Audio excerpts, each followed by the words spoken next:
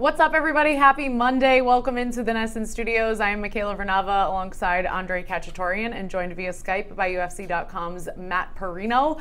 Guys, let's recap the Poirier-Pettis fight that went down in Virginia on Saturday night. Dang, that was a good fight. So much blood. There was just blood everywhere. It was unbelievable. Yeah.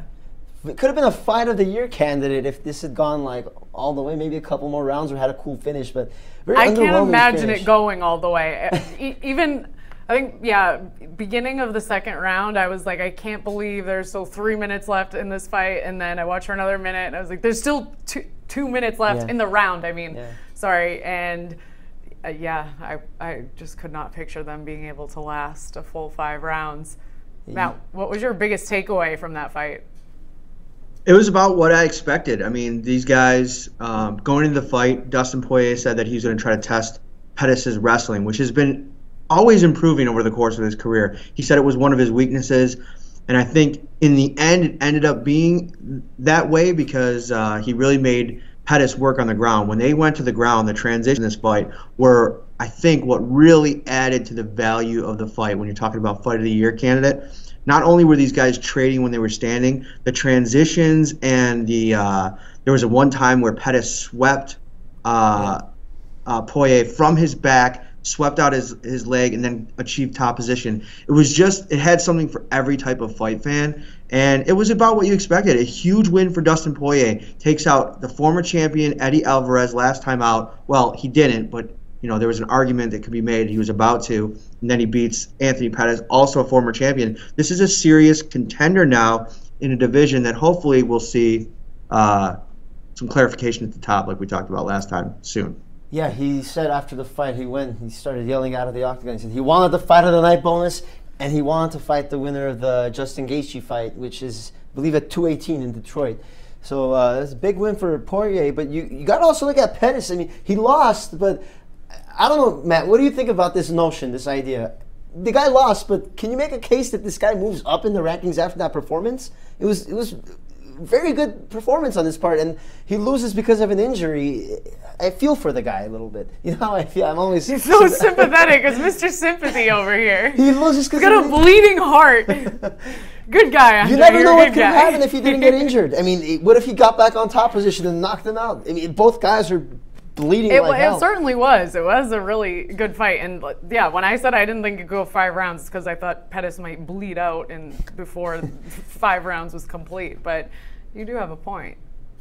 I think he was undervalued or underranked going into the fight. I think 13 is a little bit low. I think people that were ranking him may have kind of forgot about his resume because he did have that short stint down at featherweight. Yeah. But he's a former champion for a reason. This guy is one of the most dangerous strikers pound for pound in the game. He works with Izzy Martinez, who's based out of Albuquerque. I'm not sure if he's still here, but he works with the Jackson Winklejohn fighters as well. And he's worked tirelessly on his wrestling. And you could see, even after he was taken down by Poirier, who really showed off his ability to get the fight to the ground, he got back up. He was attacking with submissions off his back. He's one of the best in the division, and I think obviously not the best result, but he's still in a better place, and I would like to see him maybe start to challenge some of the rising prospects because we talked about heavyweight being maybe like a little bit more of a shallow division with a lot of top heaviness. Lightweight is chock full of absolute studs all the way from 1 to 15 and then even outside the top 15. So I'd like to see him start fighting some of those guys. Andre, I'd like to see how you feel now after that performance Saturday night, because before this fight, Mr. Sympathy over here was saying how much he was bleeding and so felt bad for the fighters in the lightweight division, and there's no point in them fighting until Conor McGregor comes back. Again, change your mind about that? No, absolutely not, because Poirier put on a hell of a show, entertained everybody in Virginia and around the world, and guess what? What is he looking for? A fight between the winner of Justin Gaethje and Eddie Alvarez? I mean, come on. I guess it's good for him because he has some time until McGregor figures out what the hell he's going to do in this division. So I guess for Poirier's case, it's not bad for him. He has time until Conor figures his situation out. I don't feel that bad for him because he has time to eat, but it's like, okay, he won this amazing fight. He may be a fight of the year candidate, but what? All he does is just Matt, put what do you himself think into about good that? position to get another good fight later on the road. Listen, I put a lot of stock in the championship belt of every division. We talk a lot about Demetrius Johnson, Stipe Miocic, guys that are defending their titles. Title fights are what really get fans excited, but you got to remember, like, it's about the stories too. It's about the narrative as well. This was a great fight between two elite fighters in their division, and for Poirier, this was an important fight. Not only for what it says about him to the fans, but what it says for him about himself to himself. Because to go out there and treat a former champion like this is a career-defining moment for him, and this could catapult him into that top 3 or 4 of the division with the confidence necessary to take his game to the next level. So to tell me that a fight like this doesn't matter, it's a big story point in his career. Look at Conor McGregor in Boston when he took out Dennis Seaver. A lot of people were saying all this kind of stuff. What's the point of this fight? I mean, he's probably going to fight Aldo. Like, what? That was a huge moment for him, not only, in our eyes as fans of the sport, but for him as well. Like, to go out there with all eyes on you and dominate the way you were supposed to dominate, it was a big moment. And I think that Dustin had one of those kind of nights in Norfolk. I don't say it doesn't matter. Don't put words in my mouth. All I said is that... I think you did say that last week. Didn't you say that last week, Matt? Maybe I used some hyperbole, but of course it matters. And life is a journey, not a destination. But at the end of the day, again, until McGregor he needs to figure it out soon, because there's a lot of good challengers out there that I would love to see him fight. That's it. That's all I'm saying. All right. Hey, I know we're working on a name for this podcast, but if it ever doesn't go well and it has to get canceled, you always could start the philosophy hour with Andre Khachaturian. I think I would definitely tune in for that. This guy's gonna be writing Hallmark cards before we know it. Yeah, if this podcast doesn't work out, he's got a plan B, so that's good. That's good. It's all about the journey for you. It is. You have a lot of roads you can choose choose to go down. For now, let's go down the road of the announcement that Jose Aldo will now take on Max Holloway at UFC 218. We have, before we got on this podcast, we've all been chattering a bit about this matchup. Frankie Edgar out with the undisclosed injury and Aldo replacing him. Let's start with Matt. How you feel about Aldo getting this fight? So first off, it's a super bummer. Obviously, this Frankie Max fight was super important because it was, Max took out Aldo, finally captured the title that people said that he was so close to for so long. And then this was going to be the thing that really cemented, himself. It really put a stamp on this title reign if he was able to take out Frankie Edgar, a guy that has been the measuring stick of this division for a long time. Listen, Jose Aldo has beat Frankie Edgar twice, but who else has had any success at 145 pounds against Frankie Edgar? Nobody. And he's made a lot of people look really bad. So in steps Jose Aldo. I know, I understand that we just saw the fight, and there's there's other guys out in the division that potentially could have been an option. But listen, Jose Aldo reigned in this division for almost a decade. He had a 13-second knockout and then a loss to Max Holloway, which some people would argue he was winning early on with maybe a few tweaks to the game plan. Who knows what could happen a second time around? So I think name value here. The fact of what he's accomplished in his career, it makes sense to put Jose Aldo into this one. I have to agree with that. Rankings-wise, and we'll get into the other guys that could have been possibilities in just a second. I think that's an interesting point. But Matt, what you said about, these guys just fought each other in June, and I agree with you that Aldo did seem to, if not dominate, at least lead in those first 2 rounds of that fight. So I do think it will be an interesting rematch. And yeah, I agree with that. You also have to consider Aldo, kind of out of respect, to give this title shot against him based on what he's done in that whole division in the past. So you kind of just give it to him for that. But at the same time, while I agree with you, I also disagree with you, because it's like we've already seen this before. Holloway and Aldo, they just fought. I think the smartest thing, and this is going to be controversial, and Matt and both of you will roll your eyes at me, Holloway should have said, okay, you know what? Edgar's out of the picture here. I'm not going to fight at 218. I'm going to rest. I'm going to wait for Conor McGregor to be ready, and we're going to do a champion versus champion fight. That would have been the right move for Holloway right here, because it would have been an opportunity for McGregor to win 2 belts in 2 weight classes again, and it would have been a chance for Holloway to make history. It's always all about making history. All about making history. And here's one of the things that I really like about Max Holloway. He is one of the guys out there that's not chasing Conor McGregor. I think that says something about himself. I think he has a case to be made that he actually does want to chase him because he's the only guy. He gave him a really good fight back in the day. He probably wants to run that back, but he's interested in his own story. He's interested in his own, kind of legacy and championship. He wants to defend that belt. He wants to really own the division, bring the division together. So, no, I don't like that idea at all. And I think that he wants to defend this title. He's going to give the legend Jose Aldo one more chance. And, hey, he even said it. He reached out to Cub Swanson on social media and said, keep plugging away. A lot of people thought Swanson would be the play here. But if you look at his record, he's won 3 in a row. But who has he really beaten? I mean, Jose Aldo, before the Holloway fight, beat Frankie Edgar. It makes a ton of sense. And I think I like what Holloway's doing. Can I make the case that he's already run past that entire division? He's won 11 fights in a row. He's beat Aldo. He's beat Lamas. He's beat Swanson. He's beat all the big guys in the division. So he hasn't beat Frankie. Maybe it's not chasing Conor. Maybe it's just the guy's already lost him in the past, and he's trying to get his last loss was against McGregor. Maybe he wants that revenge.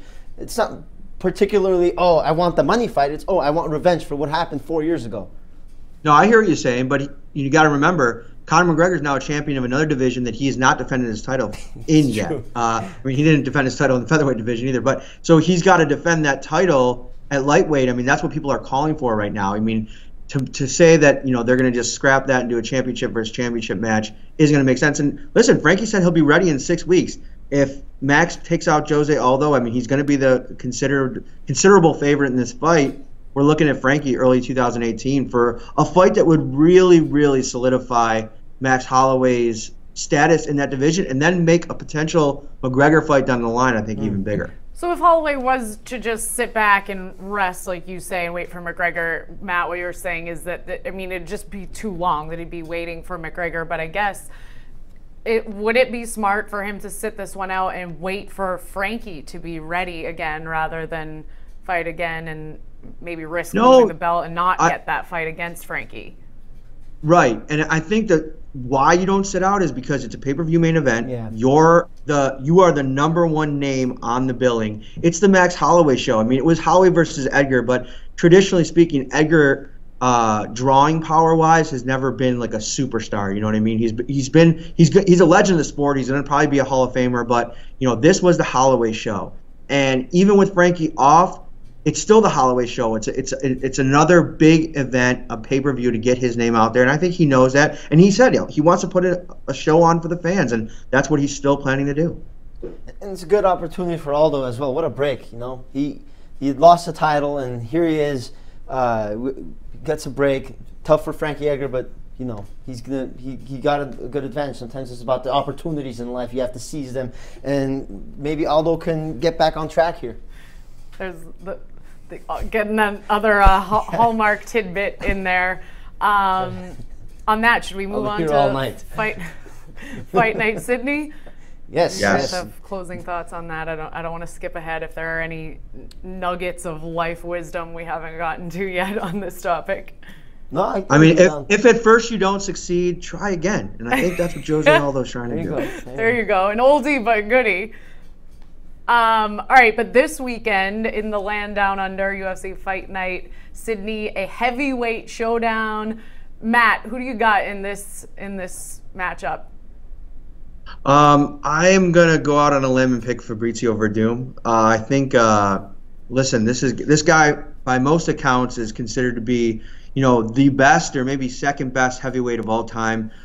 He's a seasoned veteran. Marcin, a guy coming up, has had some good moments, but I think this is the next level. And I think Werdum showcased last month, UFC 216, just how good he still is. I mean, if you go to the ground with this guy, and Tybura actually is a submission fighter. He has a lot of skills on the ground. But when you're talking about Werdum, you're talking about world-class jiu-jitsu fighter, a guy that has been feared in gyms across the globe for like 15 years. So if this fight goes to the ground, just consider it a Fabrizio Werdum win, I would say. But hey, I mean, that's why you tune in, right? I mean, you can always say who you think is going to win, but this could be a big opportunity for Tybura. You look at Werdum right now, minus 350 favorite. The odds opened up at minus 280 on OddsShark, and that's minus 350. So looks like a lot of the money is going in towards Werdum. And it's weird because the guy fought last month, and here he is fighting again. He fought at UFC 216. I don't know, Matt. Do you think maybe this is like he's rushing it in because it's like he's waited only 1 month? Tybur is a dangerous guy. You know, big sometimes, fight for him. But this is the time for him to sometimes shine. Maybe rushing get his could be name dangerous. But I mean, it's kind of like the flavor of the month, right? Michael Bisping is going to turn around in 3 weeks, and he's going to main event Shanghai against Kelvin Gastelum. But for Werdum, I think this is he took no damage. He submitted Walt Harris in like a minute. So I mean, it's almost like he didn't fight a month ago because it was so fast. It was almost like, you know, a showcase in some ways. So I think this is a perfect another showcase for him to get another win under his belt, and then hopefully catapult him to maybe one last run. Because listen, he's not getting any younger. So I mean, he wants that Stipe Miocic fight back, and this could be the next step in the journey to that fight. For Bisping, you bring up, and this is a very interesting point, that he'll be fighting in 3 weeks in Shanghai. Is that the reason that he's not getting any younger, or is it more that he needs to really get right back on the horse after that loss to Georges St. Pierre, after he was running his mouth all over the world and then gets smacked by a guy that was out for 4 years? I don't know. I mean, I was shocked to see him fighting again, and I'm curious what the motive is there to fight again so quickly. Well, I saw that we didn't bring him up in the podcast earlier, so I didn't know if there was still some hard feelings on that side of the table, the right side, my right side. But hey, moving right along. No, I think I've taken the high road on this one. And anyone who doesn't remember, Michael Bisping did call Andre an idiot during our Skype interview, so that was a special moment on this podcast history. Got what he deserved, I guess. But anyway, we interrupted Matt very rudely. So I'm sorry, Matt. No, but I think Bisping actually did an interview with Damon Martin today that I saw, where he said that, listen, he's physically fine, even though he got choked out, he was a little roughed up in that fight. He feels physically fine, but as much as pain is that physical pain, it was the mental and emotional pain that came from it. He wants to wipe that bad taste out of his mouth. He wants to get back in there. He's a fighter. Who knows how much time he has left? I mean, he said that that could have been his retirement fight. So, I mean, at this point in his career, I think he's just like, I'm a fighter. That's what he's known for. He's a warrior, so he's going to step back in there, go with Gastelum, and you lose Anderson Silva, you put in Michael Bisping. I mean, that's still a marquee main event in Shanghai, UFC Fight Pass. I'm excited for it. Do you think maybe the fact that Anderson Silva got suspended and kicked off the card by USADA, and Bisping's gone after all the drug failures in the past, maybe this is a kind of a way to stick it to him, that, I'm taking this fight now? Potentially. I mean, I would not put that past Michael Bisping, but no, I think it's just an opportunity to get that taste out of it. Listen, Michael Bisping had won 5 in a row before GSP. He got used to winning. I mean, this is a guy that literally bolstered his resume so much in the last 2 years before that GSP fight that many can make an argument for him to be the greatest middleweight of all time. And to go in there against Kelvin Gastelum on short notice, I mean, literally, for as much of a villain as this guy is known to be, I mean, he just becomes more of a. I think we're going to appreciate him more down the line because of things like this. Because he does it the right way, he trains the right way, he fights the right way. He was the champion, and he's just he's a warrior. If history is any indication, I mean, we saw what he was able to do against Luke Rockhold. No one thought that he would be able to win coming in on 2 weeks' notice when Weidman got hurt. Do you think that maybe having short notice can be better for some fighters and might be better for Bisping rather than having the advance notice and having to do the media business and having almost too much time on his hands, being over-prepared? I definitely think so. I think it's a benefit for him. He said that he never felt better before a fight than in that Luke Rockhold fight because he didn't have time to get in his own head. I mean, you talk about an 8 to 12 week training camp. All you're doing is thinking about one man or one woman that you're going to fight in 2 to 3 months. Every day of your life, it's consuming. So to kind of trade in about 5 to 7 of those weeks and to fast forward the process for a guy that like Bisping, who has so much experience, he's been here before. I think it's a benefit for him, and I think I plan to see the best version of Bisping in that octagon against Gastelum. I also think it's a no-lose situation for him. If he loses this fight, he has an insurance policy. He only fought in 3 weeks rest. If he wins this fight, everyone's like, wow, can you believe this guy? He just lost to GSP in a brawl, and he comes out 3 weeks later, goes all the way to Shanghai, and he gets a win against a pretty decent opponent, Kelvin Gastelum. So it's a no-lose situation, I think, for him. So it'll be an interesting one to watch, that's for sure. Matt, I know we have to let you go now, so we will say goodbye. Thanks for joining us, and we will talk to you again very soon. All right, guys, take care. And Conor McGregor, all right, Andre, he comes up pretty much every time we talk, and yeah. I mean, it's understandable. You bring him up a lot. I know I joke with you, but this is a guy that I don't want, if I ever get married, to attend my wedding. I don't want him at my birthday party. I don't want him at my funeral, because he is going to steal the spotlight. Like, if it's your day, Conor McGregor is going to jump in and steal the spotlight, whether it's a UFC event or otherwise. What am I talking about? Well, there are a lot of examples of this in the past, but most recently, let's look at this video right now. Check this out. So this is a Bellator event. Here he is, Charlie Ward. He's celebrating his victory. You can see him on your screen. And Conor McGregor, who trains with Ward, he's his friend. This fight was in Dublin, comes and mobs him, celebrates him. But here's where it gets Climbs controversial. the fence and just jumps in. Yeah, gives a referee a little shove there. And another one. That second one's very unnecessary. I get the first one, you kind of see the referee kind of. And now, and the opponent over here that's on the ground, possibly injured, McGregor just dancing on top of him. Let's give it another look. Just causes mayhem wherever he goes.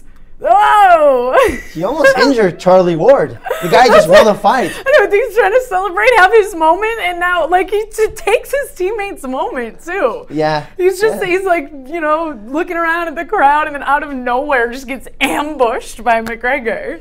Pushes the ref. That second shove was the injured fighter. It's unbelievable.